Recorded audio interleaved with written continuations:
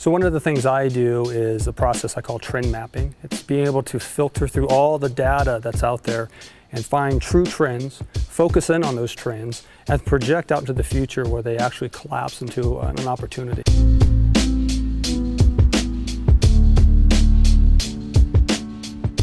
We have trends, we have the past, we have the future, we have data. We're all on the same playing field at this. Imagine a trend, and into the future it shoots off in a certain direction. And you might have another trend that you're tracking, shooting off into the future. You have another trend. This is actually the way most startups focus on building companies. They try to find convergence of trends in present day, build technology on that, but they don't understand that as time progresses, that trend becomes old news. And that's why you see a lot of Me Too type companies. So let me show you how I do it. I follow the trends as they're coming out, and I look for trends that are actually converging well out into the future. Basically, I'm guessing on where a trend is going to be based upon the data I have, and I focus in on this spot. It could be months, it could be years in the future, but that's where I focus on because I know I have very little competition that's thinking of that far into the future. Most companies play in this space, which I call the incremental change. And this is where a lot of VCs invest, believe it or not. They're focusing on these small little features on top of a larger platform that can get gobbled up in a very small period of time. So what happens is when I focus on an opportunity here, I lasso that opportunity. I take multiple trends, lasso them, and then I can control the actual trend itself because I am the dominant SME in the space, subject matter expert.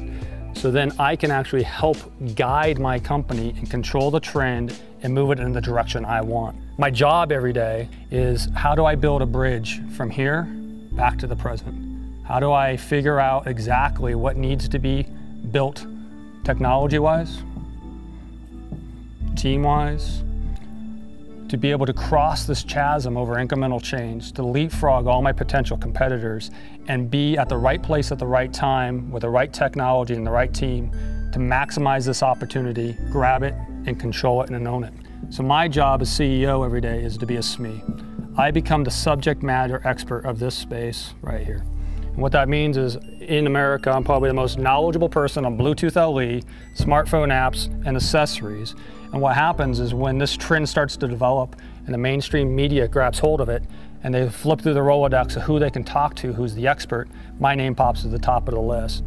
You have to be able to articulate this future opportunity in written, pictures, and pitch.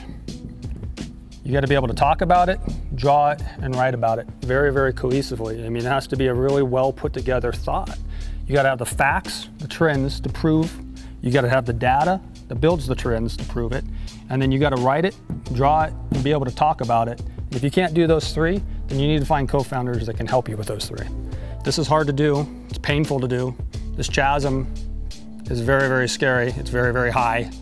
If you're scared of heights or scared at all, this is difficult to do. You might want to practice doing this, but I actually think this is not the way to go. I think in America right now, I do a speech called The Death of Innovation. It's because we are all being taught by the technorati, bloggers, VCs, educators, to build incremental change companies, and we're not really focusing on solving really complex, hard problems anymore, and really trying to create innovative new products. Get the data, pick your trends, figure out where they're going to come, try to convince people that it's going to be there, figure out the bridge of the technology and the team to get there. That's how you build a company.